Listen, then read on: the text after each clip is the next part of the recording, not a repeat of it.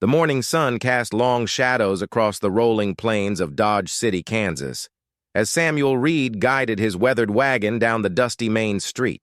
At 42, Sam carried himself with the quiet dignity of a man who had learned to find peace in solitude. His calloused hands gripped the reins with practiced ease, while his steel-gray eyes surveyed the bustling frontier town that had become his reluctant home. "Hi, how are you? Sorry to interrupt your story, but what I'm going to ask you is really quick, and it will really help the channel to grow and create new stories. Just click below the video image to subscribe. You'll be doing an act of kindness and encouragement to those who are just starting out. Thank you very much, and continue with your story now." "Morning, Sam," called out Martha Henderson from her general store porch. "Got fresh supplies for the orphanage again?" Sam tipped his worn hat politely. "Yes, ma'am. Milk's still warm from this morning's milking, and the vegetables are fresh from yesterday's harvest." Martha's weathered face softened with genuine appreciation. "Bless your heart, Sam. Those children look forward to your visits more than Christmas morning." As Sam continued toward the Dodge City Orphanage, his mind wandered to the familiar weight of responsibility that had settled on his shoulders years ago. Ever since he'd established his small ranch on the outskirts of town, he'd made it his quiet mission to help those less fortunate. It wasn't charity in the traditional sense. Sam Reed didn't believe in handouts. It was something deeper, something that gnawed at his conscience during the long, lonely nights on the prairie. The orphanage stood at the edge of town, a modest two-story wooden building that housed nearly 30 children whose parents had fallen victim to disease, accidents, or the harsh realities of frontier life. Sister Catherine, the Irish nun who ran the facility with an iron will and a heart of gold, greeted Sam at the front door. "Mr. Reed, you're a sight for sore eyes," she said, her accent still thick despite 20 years in Kansas. "The children have been asking about you all week." "Just Sam, sister. You know I don't stand on ceremony." He began unloading crates of fresh vegetables and milk jugs from his wagon. "How are they managing?" "As well as can be expected. We've had 3 new arrivals this month, 2 from a family that succumbed to typhoid, and 1 whose father was killed in a mining accident." Sister Catherine's voice carried the weight of countless such stories. "The little ones adapt, but the older children, they remember too much." Sam nodded, understanding the burden of memory all too well. As he carried the supplies into the orphanage's modest kitchen, the familiar sounds of children's voices filled the air. Some were playing in the courtyard, their laughter a stark contrast to the somber circumstances that had brought them here. Others sat quietly in corners, still processing losses too great for young minds to comprehend. It was then that Sam saw him, the boy who had captured his attention during every visit for the past 6 months. Tommy sat alone on a wooden bench near the window, his dark hair catching the afternoon light in a way that made Sam's chest tighten with recognition. The child couldn't have been more than 8 years old, but his eyes held a depth of sadness that reminded Sam painfully of his younger brother, Michael. Michael Reed had been just 7 when the fever took him, back in 1861. Sam had been 18 then, old enough to feel responsible but too young to understand that some battles couldn't be won with determination alone. He'd watched helplessly as his little brother grew weaker each day, his bright spirit dimming like a candle in the wind. The guilt had followed Sam across 3 states and 25 years, a constant companion that whispered accusations in the quiet moments. "That's Tommy Morrison," Sister Catherine said softly, noticing Sam's gaze. "Lost his parents in a wagon accident 3 months ago. He's been with us since then, but he barely speaks to anyone. Just sits there, watching and waiting." "Waiting for what?" "For someone to want him, I suppose. They all are, in their own way." Sam approached the boy slowly, his boots echoing softly on the wooden floor. Tommy looked up with those haunting dark eyes, and for a moment, Sam saw Michael's face staring back at him. "Hello, Tommy. I'm Sam Reed. I bring supplies here sometimes." The boy nodded but didn't speak. His small hands were folded neatly in his lap, and Sam noticed how carefully he kept his clothes clean despite their obvious wear. "You like to watch the prairie from here?" Sam asked, settling onto the bench beside him. Tommy finally spoke, his voice barely above a whisper. My pa used to say the prairie goes on forever. He said if you looked hard enough, you could see all the way to heaven. The simple words hit Sam like a physical blow. He cleared his throat, struggling to maintain his composure. Your pa sounds like a wise man. He was. Tommy's gaze returned to the window. Ma said he's watching over me now, but I can't see him anywhere. Sam sat in comfortable silence with the boy, both of them staring out at the endless expanse of grassland that stretched toward the horizon. In that moment, Sam felt something shift inside him, a recognition that went beyond mere sympathy. This child needed more than weekly deliveries of milk and vegetables. He needed a home, a family, someone who would fight for him the way Sam had been unable to fight for Michael. Over the following weeks, Sam found himself extending his visits to the orphanage. He would arrive with his usual supplies but stay longer, often finding Tommy in the same spot by the window. They would talk about the ranch, about the cattle and the horses, about the way the sunset painted the sky in shades of gold and crimson. Slowly, the boy began to open up, sharing memories of his parents and dreams of what life might hold. Mr. Reed, Sister Catherine approached him one afternoon as he prepared to leave. Might I have a word? They stepped outside, away from the children's curious ears. The nun's expression was serious but hopeful. I've been watching you with Tommy, she said. The boy's taken a shine to you, more than anyone since he arrived. He speaks of you constantly, asks when you'll be back. Sam shifted uncomfortably. He's a good boy. Reminds me of someone I used to know. I've been in this work for 20 years, Sam. I can see when a man's heart is calling him towards something greater than himself. Sister Catherine's eyes were kind but direct. Have you ever considered that perhaps God brought you here for a reason? The question haunted Sam during the long ride back to his ranch. As he tended to his cattle and worked his fields, he found himself imagining what it would be like to have Tommy there beside him, learning the ways of ranch life, having a real home instead of sleeping in a dormitory with 20 other displaced children. That night, as Sam sat on his porch watching the stars emerge in the vast Kansas sky, he made a decision that would change everything. He would adopt Tommy Morrison. He would give the boy the family and home that Sam himself had lost so many years ago. It felt right, like a piece of a puzzle finally clicking into place. The next morning, Sam rode into town with a sense of purpose he hadn't felt in years. He stopped first at the lawyer's office to inquire about adoption procedures, then at the bank to ensure his finances were in order. Everything seemed to be falling into place with surprising ease. But as Sam approached the orphanage that afternoon, ready to discuss his intentions with Sister Catherine, he had no idea that his simple act of kindness was about to become infinitely more complicated. Hidden in the shadows of the orphanage, watching his every move with desperate hope, was a little girl who would soon change everything he thought he knew about Tommy Morrison, and about the true meaning of family. The autumn wind carried the scent of dried leaves and distant wood smoke as Sam Reed approached the Dodge City orphanage with newfound determination. In his coat pocket, he carried the preliminary adoption papers that lawyer Benjamin Walsh had prepared, along with a letter of recommendation from the bank confirming his financial stability. After weeks of careful consideration and sleepless nights, Sam had made peace with his decision. Tommy Morrison would have a home, a father figure, and most importantly, a future beyond the walls of the orphanage. Sister Catherine met him at the door, her face brightening when she saw the official documents in his hand. Mr. Reed, I had hoped this day would come, she said, ushering him into her small office. Tommy has been asking about you every day since your last visit. I believe he senses something important is about to happen.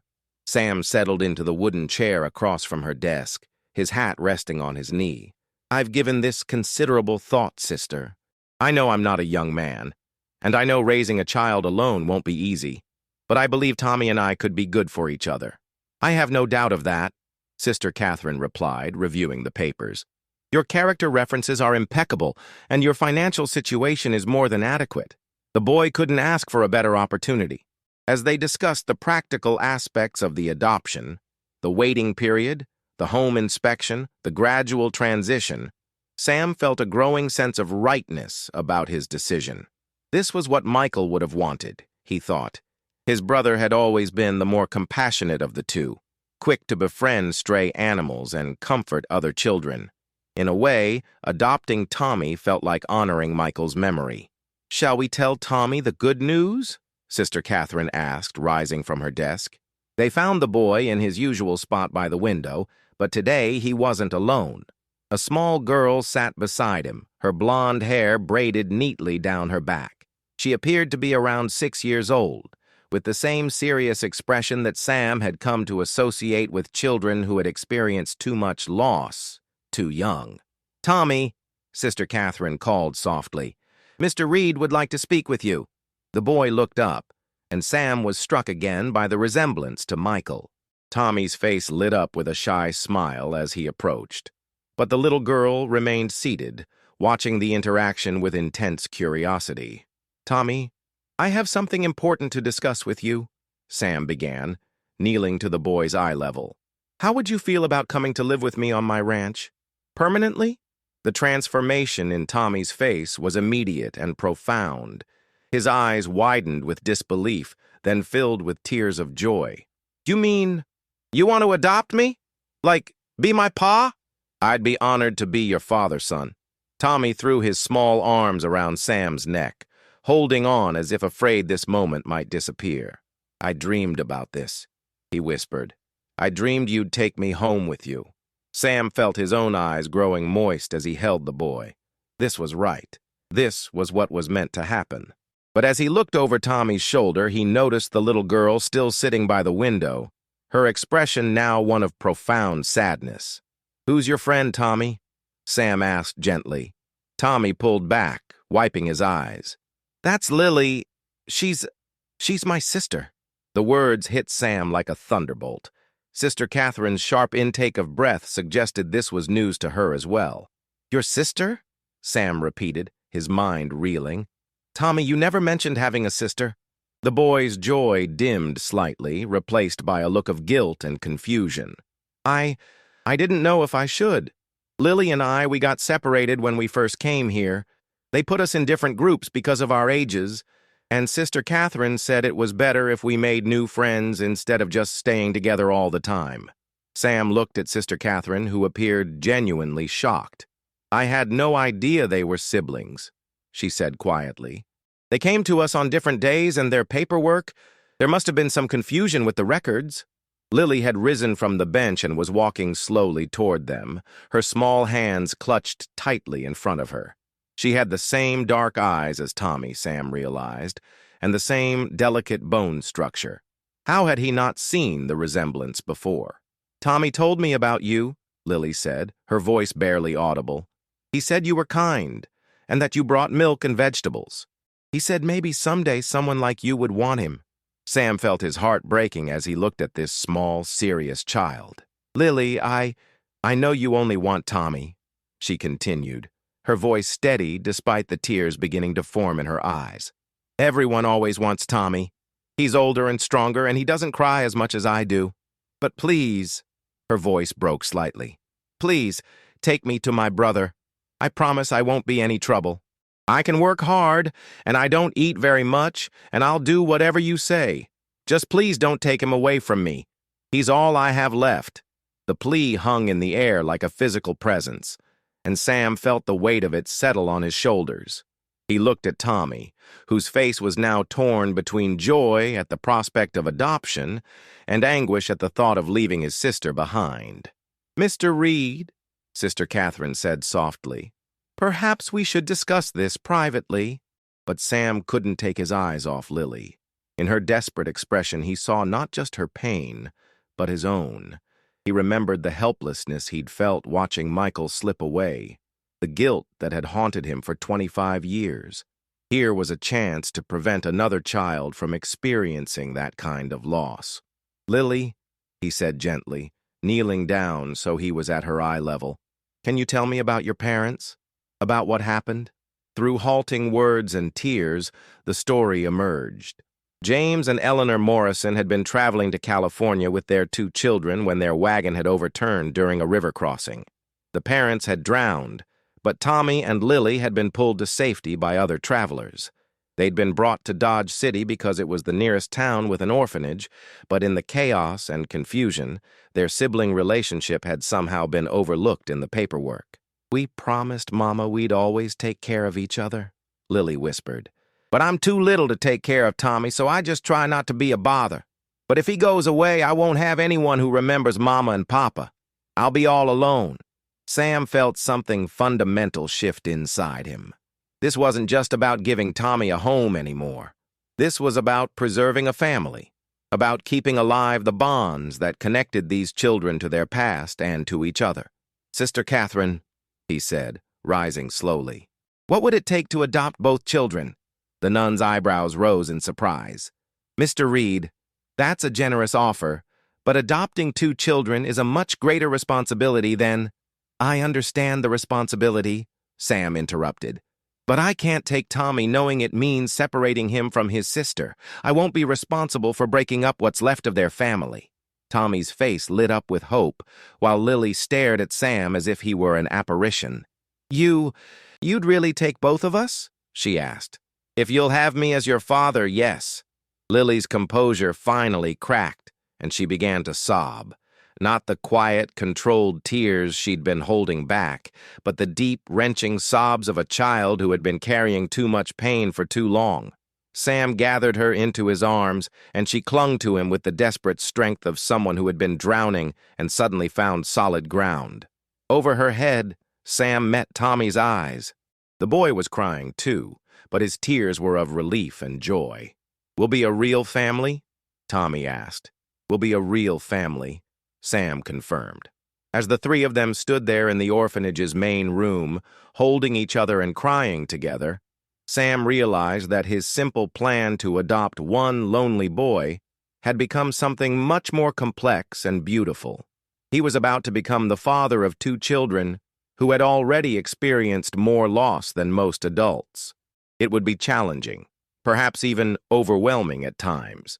But as he felt Lily's small arms around his neck and saw the hope shining in Tommy's eyes, Sam knew he was exactly where he was meant to be. But even as joy filled his heart, a small voice in the back of his mind whispered that this was only the beginning. There were still secrets to uncover, challenges to face, and mysteries surrounding the Morrison children that would test everything Sam thought he knew about family, loyalty, and the price of love. 3 weeks had passed since Sam Reed had officially become the guardian of Tommy and Lily Morrison, and the old ranch house had never felt more alive. The sound of children's laughter echoed through rooms that had known only silence for years, and Sam found himself smiling more than he had since Michael's death. Yet beneath the surface of their newfound happiness, troubling questions lingered like shadows at the edge of a campfire's light. The morning sun streamed through the kitchen windows as Sam prepared breakfast for his new family. Tommy sat at the wooden table, carefully practicing his letters on a slate board, while Lily helped by setting out plates and cups. It was a scene of domestic tranquility that Sam had never dared to imagine for himself. But small inconsistencies in the children's stories had begun to gnaw at him. "Pa, Sam," Tommy said, looking up from his writing, "when we go to town today, can we visit Mrs. Henderson's store? Lily wants to see if she has any blue ribbon like Mama used to wear." Sam paused in his stirring of the oatmeal. "Blue ribbon? I thought you said your mother always wore a red shawl." Tommy's face flushed slightly. She wore both, the red shawl and blue ribbons in her hair. It was a small thing, but it was the 3rd or 4th time Sam had noticed discrepancies in their memories of their parents. Sometimes their father was a farmer, other times a merchant. Their mother was described as having brown hair one day, blonde the next. Sam had initially attributed these inconsistencies to the trauma of loss and the way grief could cloud memory, but a growing unease suggested something more complex. "Mr. Reed," a voice called from outside. Sam looked through the window to see Sheriff William Garrett approaching on horseback, his expression serious. "Stay inside, children. Sam instructed, stepping onto the porch to meet the lawman. Sheriff Garrett was a fair man in his 50s who had known Sam for several years. His weathered face bore the look of someone carrying unwelcome news. "Morning, Sam. I hate to bother you, but I've received some concerning information about those children you adopted." Sam's stomach tightened. "What kind of information?" "Got a telegram yesterday from a Sheriff Morrison down in Wichita. Seems there was a James Morrison reported missing about 4 months ago, along with his 2 children. The description matches your Tommy and Lily, but here's the thing. James Morrison wasn't married. He was a widower, and according to the report, he was suspected of owing money to some dangerous men." The implications hit Sam like a physical blow. "Are you saying the children lied about their mother?" "I'm saying there are questions that need answers." The telegram also mentioned that James Morrison was last seen heading toward Dodge City, but he never arrived at his intended destination. His wagon was found abandoned near the Arkansas River, but there was no sign of him or the children. Sam's mind raced. If the children's father had been in trouble with dangerous men, if their mother had died years earlier, then everything they'd told him about the wagon accident was a fabrication. But why would children that young create such an elaborate lie? "There's more," Sheriff Garrett continued. "I did some checking with Sister Catherine yesterday. Turns out Tommy and Lily didn't arrive at the orphanage together like they claimed. Tommy came first, brought in by a traveling preacher who found him wandering alone near the river. Lily showed up 3 days later, brought by a different group of travelers. Sister Catherine assumed they were separate cases until you mentioned they were siblings." Sam felt the ground shifting beneath his feet. "Sheriff, what exactly are you suggesting?" "I'm not suggesting anything yet, but I need to talk to those children. There's a possibility they witnessed something they're afraid to talk about, or that they're protecting someone. Either way, we need to get to the truth." Through the kitchen window, Sam could see Tommy and Lily watching anxiously. They seemed to sense that something was wrong. Their small faces pressed against the glass with expressions of fear that went beyond normal childhood worry. "Give me a few minutes with them first," Sam requested. "If they're hiding something, they might be more willing to talk to me than to a stranger in a badge." Sheriff Garrett nodded reluctantly. 10 minutes, Sam. Then I need answers." Sam returned to the kitchen, his heart heavy with the weight of impending revelations. The children looked up at him with wide, frightened eyes. "Is the sheriff here about us?" Lily asked in a small voice. Sam sat down at the table, choosing his words carefully. "Children, I need you to tell me the truth about what happened to your family. All of it, even the parts you think might get you in trouble." Tommy and Lily exchanged a look that was far too mature for their ages. A silent communication that spoke of shared secrets and mutual protection. "We told you the truth," Tommy said, but his voice lacked conviction. "Tommy, I know about your father owing money to dangerous men. I know your mother died years ago, not in a wagon accident, and I know you and Lily didn't arrive at the orphanage together." Sam's voice was gentle but firm. "I'm not angry, but I need to understand what really happened so I can protect you." Lily began to cry, not the dramatic sobs of a child seeking attention, but the quiet tears of someone carrying a burden too heavy for her small shoulders. "We promised Papa we wouldn't tell," she whispered. "He said if we told anyone, the bad men would find us." Tommy put his arm around his sister protectively. "Pa, Sam, our Papa didn't die in an accident. The bad men came to our house one night looking for money Papa owed them. Papa hid us in the root cellar and told us to stay there no matter what we heard." The story that emerged over the next several minutes was far more harrowing than Sam had imagined. James Morrison had indeed been a widower struggling to raise 2 children alone. Desperate to provide for them, he had borrowed money from the wrong people to start a small business. When the business failed and he couldn't repay the debt, the creditors had come calling. "We heard Papa screaming," Lily said through her tears, "and then everything got quiet. Tommy wanted to go help him, but Papa had made us promise to stay hidden until morning. When we finally came out, Papa was gone," Tommy continued. "There was blood on the floor, and the house was all torn up. We were scared the bad men would come back, so we took what little food we could carry and started walking. We walked for days," Lily added. "Tommy said we had to get far away, and we couldn't tell anyone our real names or what happened because the bad men might find us." Sam felt sick as he imagined these two small children, traumatized and alone, walking across the dangerous frontier with nothing but their fear and each other for protection. "How did you end up at the orphanage?" he asked gently. "We were so hungry and tired," Tommy explained. "When that preacher found me by the river, I was almost dead. But I was afraid to tell him about Lily because I thought they might not keep us together. So I pretended I was alone. I was hiding in the woods, watching," Lily said. "After they took Tommy away, I followed them to town. I stayed hidden for 3 days, trying to figure out how to get to my brother. Finally, I was so hungry I collapsed near some travelers, and they brought me to the orphanage too. But you were put in different groups," Sam said, understanding dawning. "Sister Catherine said it was better for us to make new friends instead of just staying together," Tommy said. "She didn't know we were brother and sister because we were too scared to tell the truth. We thought if we said we were siblings, someone might ask too many questions and figure out who we really were." Sam pulled both children into his arms, his heart breaking for what they had endured. "You're safe now," he whispered. "I promise you. No one is going to hurt you while I'm here." But even as he spoke the words, Sam knew that the revelation of the children's true story had only raised more questions.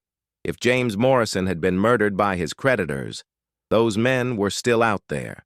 And if they had been searching for him 4 months ago, there was no guarantee they had given up. A knock at the door reminded Sam that Sheriff Garrett was waiting for answers. As he prepared to share what he had learned, Sam realized that adopting Tommy and Lily had not just given him a family, it had also made him a target. The peaceful life he had built on his ranch was about to be tested in ways he had never imagined. But looking down at the 2 brave children who had survived so much and still found the courage to trust him with their secrets, Sam knew he would face whatever came next. They were his family now, and he would protect them with his life. The autumn wind howled across the Kansas prairie as Sam Reed stood on his porch, rifle in hand, watching the horizon for signs of trouble. It had been 2 days since Sheriff Garrett had sent telegrams to law enforcement agencies across 3 states, alerting them to the Morrison children's situation and requesting information about James Morrison's creditors. The response had been swift and chilling. The Dalton brothers, a notorious gang of debt collectors and criminals, had been asking questions about Morrison and his children in towns throughout Kansas and Colorado. Inside the house, Tommy and Lily huddled together by the fireplace, their young faces etched with the fear that had become their constant companion since revealing the truth about their father's fate. Sam had tried to maintain a sense of normalcy, but the children were too perceptive to miss the tension that had settled over their small family like a storm cloud. "Pa, Sam," Tommy said quietly, approaching the window where Sam kept watch. "Are the bad men coming for us?" Sam knelt down to meet the boy's eyes, his weathered hands gentle on Tommy's shoulders. "Son, I won't lie to you. There might be dangerous people looking for you and Lily, but I want you to understand something. They will never, ever hurt you while I'm alive. Do you believe me?" Tommy nodded solemnly. "I believe you, Pa Sam. But what if there are too many of them? What if they're stronger than you?" Before Sam could answer, the sound of approaching horses cut through the evening air. Sam's grip tightened on his rifle as he counted 4 riders cresting the hill that led to his ranch. Even in the fading light, he could see they were armed and riding with the purposeful gait of men on a mission. "Tommy, take Lily to the root cellar behind the house," Sam instructed calmly. "Remember what I showed you yesterday? The hidden entrance behind the woodpile?" "Yes, sir." "Good. Take the lantern and the food I put down there. No matter what you hear, don't come out until I come for you personally.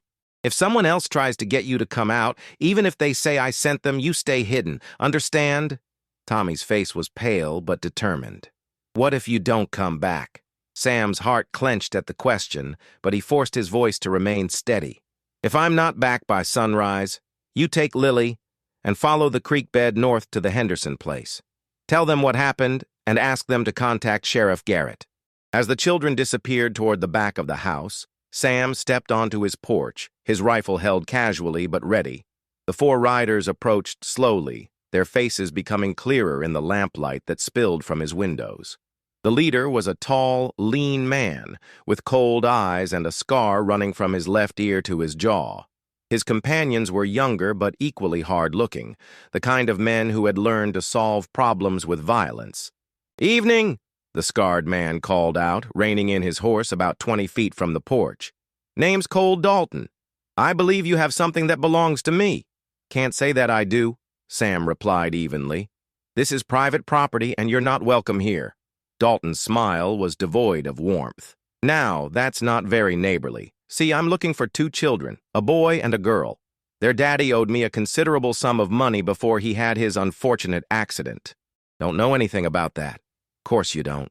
Dalton dismounted slowly, his hand resting on the butt of his pistol. "But here's the thing, friend. I've got it on good authority that you recently adopted 2 orphans from Dodge City. Boy named Tommy, girl named Lily. Ring any bells?" Sam's finger moved to the trigger of his rifle.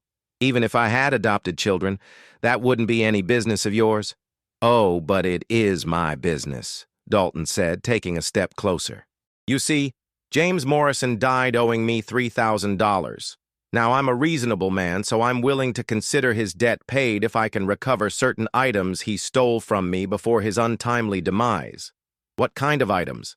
Dalton's eyes glittered with greed. "Morrison was smarter than I gave him credit for. Before he died, he hid a bag of gold coins and some very valuable documents, items that belonged to my employer. I have reason to believe he told his children where to find them."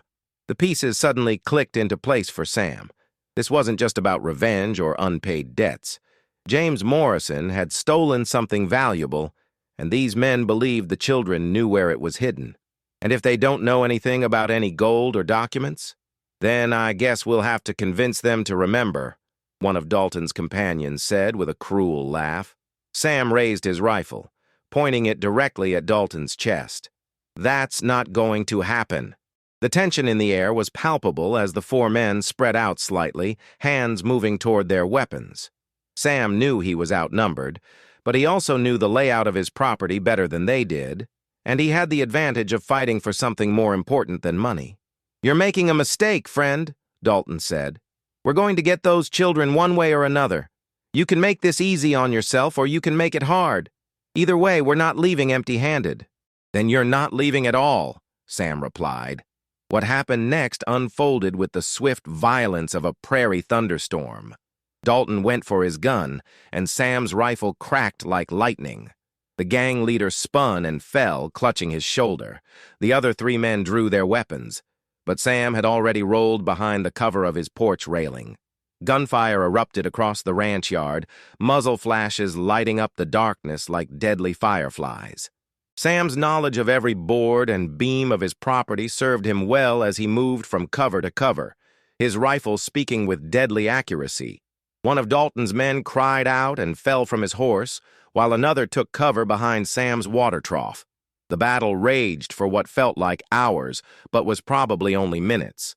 Sam had wounded 2 of the 4 men, but his ammunition was running low, and he knew it was only a matter of time before they overwhelmed his position. Then, like a gift from heaven, the sound of approaching horses filled the air.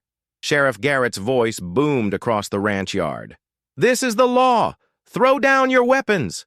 The sheriff had arrived with a posse of 6 men, all armed and ready for trouble. Caught between Sam's position and the approaching lawmen, Dalton's remaining men quickly surrendered. As the dust settled and the wounded were tended to, Sheriff Garrett approached Sam with a mixture of relief and admiration. "Heard the gunfire from 2 miles away," the sheriff said. "Figured you might need some help." "Appreciate the timing," Sam replied, his hands shaking slightly from the adrenaline.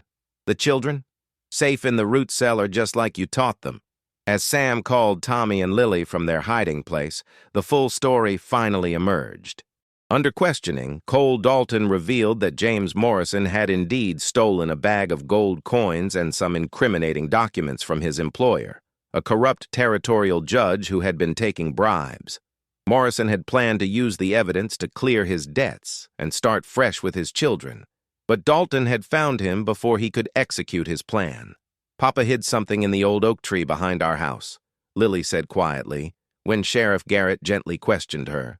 He made us promise never to tell anyone, but he said if something happened to him, we should remember the tree with the heart carved in it. A week later, law enforcement officers recovered the stolen items from the Morrison property, along with evidence that led to the arrest of the corrupt judge and several of his associates. The gold coins, it turned out, were payment for illegal land deals that had cheated dozens of honest settlers out of their property. As winter settled over the Kansas prairie, the Reed Ranch had become a true home. Tommy and Lily, free from the fear that had haunted them for months, began to flourish under Sam's patient care. The boy showed a natural aptitude for ranch work, while Lily revealed a talent for caring for the animals and a sharp mind for numbers that impressed everyone who met her. On Christmas morning, as snow fell softly outside their warm kitchen, Sam watched his children, for that's what they truly were now, opening the simple gifts he had made for them. Tommy received a small saddle crafted specifically for his size, while Lily unwrapped a beautiful doll that Sam had commissioned from the finest seamstress in Dodge City. "Pa Sam," Lily said, climbing onto his lap with her new doll, "are we really safe now? Forever and always?" Sam looked into her trusting eyes, then at Tommy, who was examining every detail of his new saddle with the intensity of a true horseman. These children had survived horrors that would have broken many adults, yet they had found the courage to trust again, to love again, to hope again. "Forever and always," he promised, pulling them both close. "We're a family now, and nothing will ever change that." Outside, the wind still howled across the endless prairie, but inside the Reed Ranch house, 3 hearts that had known too much loss had finally found their way home. Sam thought of his brother Michael, and for the first time in 25 years, the memory brought him peace instead of pain. Perhaps this was what redemption looked like, not the erasure of past failures, but the courage to love again despite them. As the snow continued to fall and his children played contentedly by the fire, Sam Reed smiled and knew that sometimes the most broken people are the ones who become the strongest families. The lonely cowboy was lonely no more. Hello? How are you? Did you enjoy the story? Like, share, comment on which city you're watching from, and subscribe to the channel to help us continue adding new amazing videos. Thank you very much, and come back often.